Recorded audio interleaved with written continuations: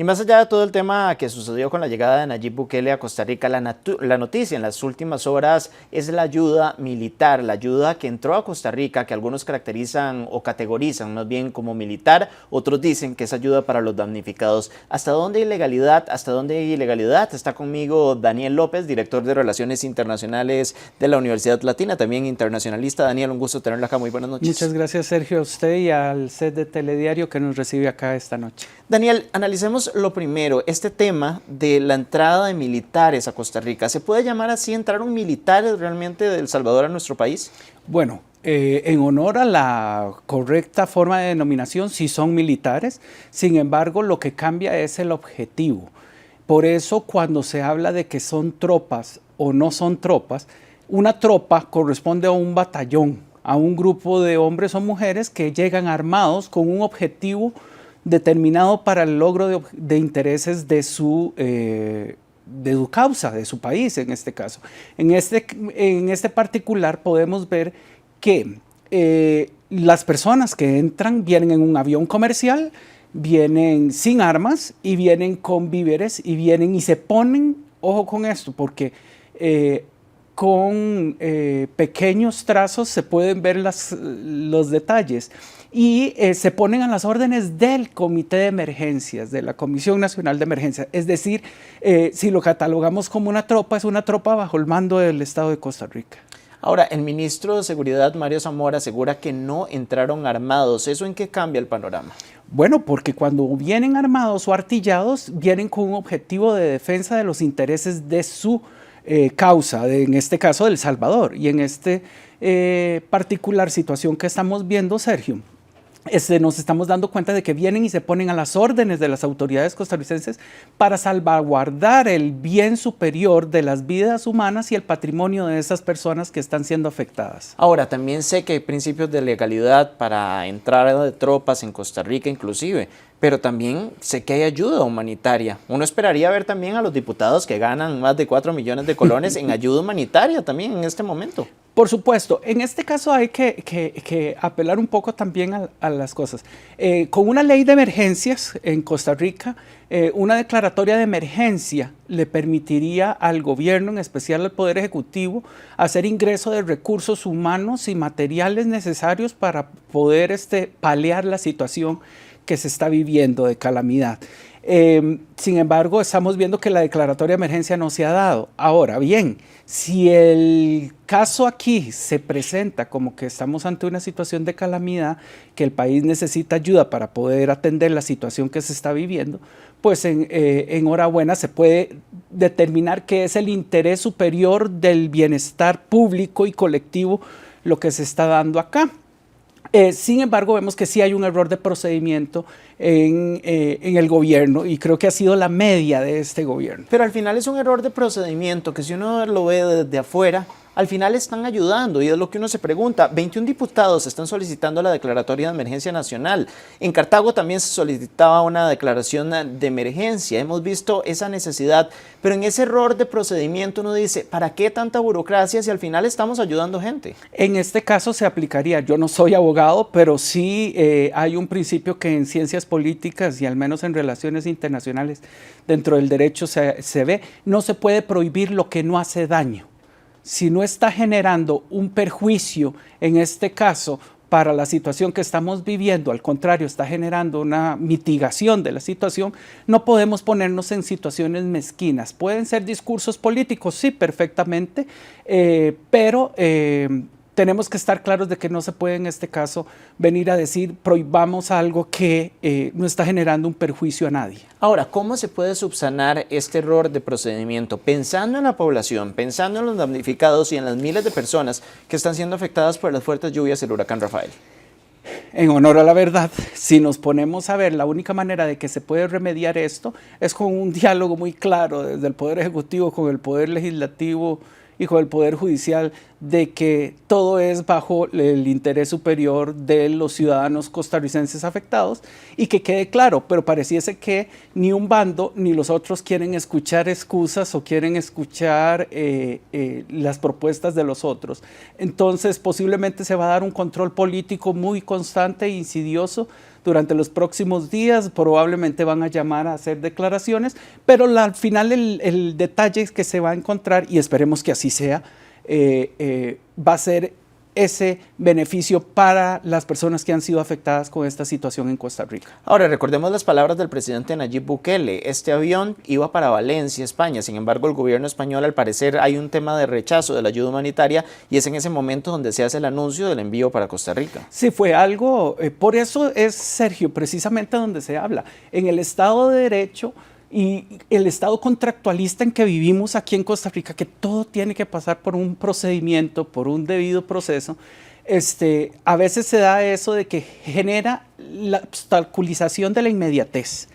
Bueno, ¿cómo se genera la inmediatez en una situación de estas? Con la norma de emergencia. Pero bueno, al final de cuentas, yo creo que no se está generando un perjuicio. Sí va a empezar el control político, que está bien que se haga. Puede que, no, que se tenga claridad de que hay un interés superior público, pero sí es bueno que se haga porque estas discusiones lo que hacen es recordarle a los costarricenses y a los funcionarios públicos y gubernamentales que están los procedimientos. Vamos al tema de la cárcel. Nayib Bukele visita hoy la Reforma. Lo primero, desde su punto de vista como internacionalista, ¿cuál fue la intención del gobierno de llevar a un presidente que tiene un 88% de seguridad? Sus habitantes califican que El Salvador es 88%, el 88% dice que es seguro. ¿Cuál fue la intención?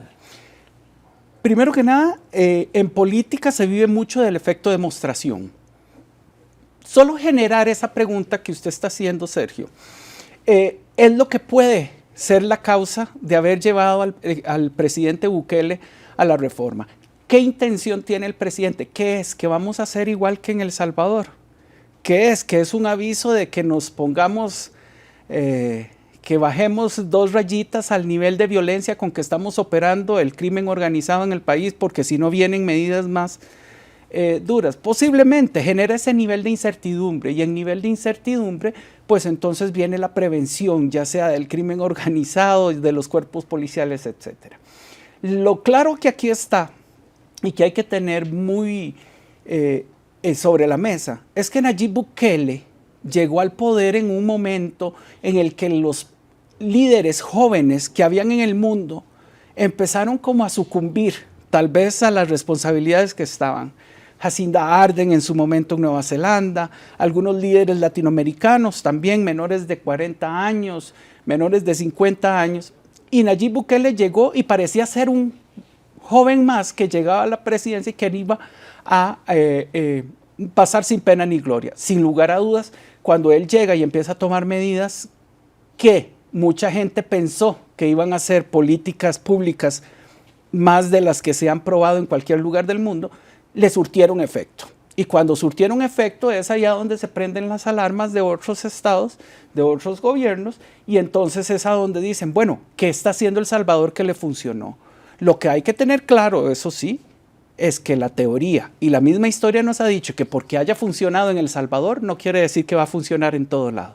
Ahora, Bukele se refiere a que los presos en Costa Rica viven prácticamente con un lujo, que no es posible que un preso cueste más de lo que gana un tico. Estas declaraciones pueden ser tomadas en el Congreso desde diferentes puntos, que es donde se dirigen todas las leyes, al final, donde se crean las leyes y se ejecutan en el judicial. Pero al final, ¿qué se puede tomar de todas esas declaraciones que da el presidente salvadoreño? El presidente salvadoreño o el presidente Bukele tiene, al menos en la práctica, muy claro el dilema del gobierno. En teoría, cuando se habla de gobernabilidad, hay un dilema que se plantea que es el de la paz y la justicia, que siempre están una de la mano con la otra. Pero este dilema lo que nos presenta, teóricamente hablando, es que en algún momento habrá que sacrificar o paz o justicia para poder consolidar la otra. Posiblemente, o de una forma a priori, el presidente Bukele hace sacrificio de principios de justicia para los reos para poder construir la paz en El Salvador. Pero a él le ha funcionado, a él le ha servido, ha tenido una gestión de eso, que podrán venir cuestionamientos de otro tipo de su gobierno, derechos humanos. de derechos humanos, etc. Ese es el costo de la justicia. Sacrificamos justicia para construir la paz en El Salvador. Hoy vi la conferencia de prensa que daba el presidente Bukele y hablaba de que si hubieran hecho esto en el 2020 en El Salvador, las cosas hubieran cambiado y no como se tuvo que hacer, o si la intervención en el 2012 más bien, y si la intervención no se hubiera hecho en el 2020, cuando él la hace, las cosas hubieran cambiado. Por decirlo así, en palabras ticas, ¿no se está tojando a la población? En el mundo de los negocios y en el mundo de la política, que son negocios entre agentes públicos, casi que la incertidumbre de tomar una medida siempre va a estar. El problema o el arte de gobernar siempre va a ser la forma en que se gestionen todos los efectos que vengan alrededor. ¿Qué efectos? Levantamientos del poder legislativo en contra de la política, levantamientos del poder judicial en contra de una medida, una propuesta de ley de la Contraloría. Si se saben articular todas esas situaciones que se levantan, esos conatos de incendio que se van a levantar a la hora de tomar medidas que son las que llamaríamos política pública, pues entonces es ahí donde vamos a tener el éxito de un buen gobierno. ¿Qué está generando ese nacimiento? O nacimiento no, porque ya es una tendencia que lleva a través de los años, pero de un líder completamente diferente al que estábamos acostumbrados. Estamos viendo un Andrés Manuel López Obrador que le da paso luego a una Claudia Sheinbaum, un Donald Trump.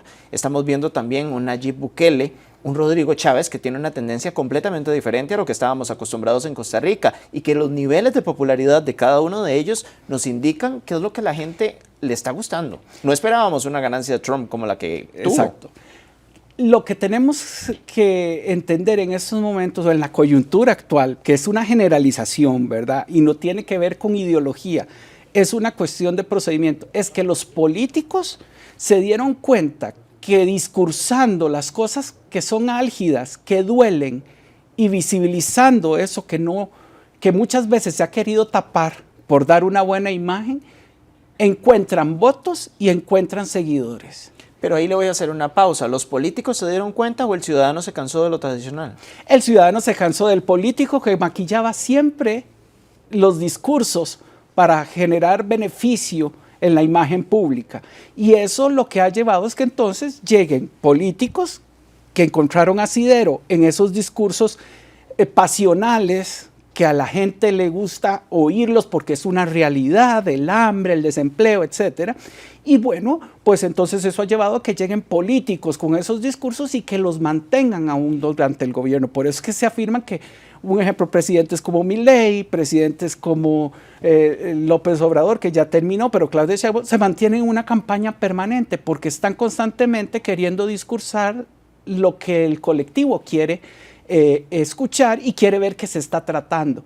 Incluso hasta de evidenciar cómo a veces seguir las reglas y los procedimientos, volvemos al inicio, puede ser un obstáculo para el buen gobierno. Bueno, de hecho en Sentar las Reglas me senté a ver diferentes medios de comunicación ahora en la tarde con respecto a todo este tema de los damnificados de la ayuda a El Salvador.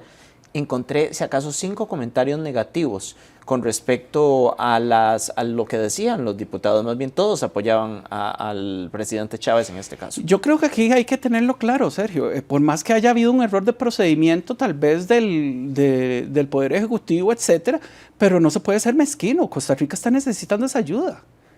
En este caso, sí se puede ver también los simbolismos y la imagen que se está dando. El gobierno no puede paliar la situación, entonces pide ayuda a otro gobierno. Daniel López, internacionalista, director de Relaciones Internacionales de la Universidad Latina, le agradezco muchísimo estar con nosotros. A usted, Sergio, y a Telediario por abrir las puertas a la academia y a los profesores. Muchísimas gracias. Nosotros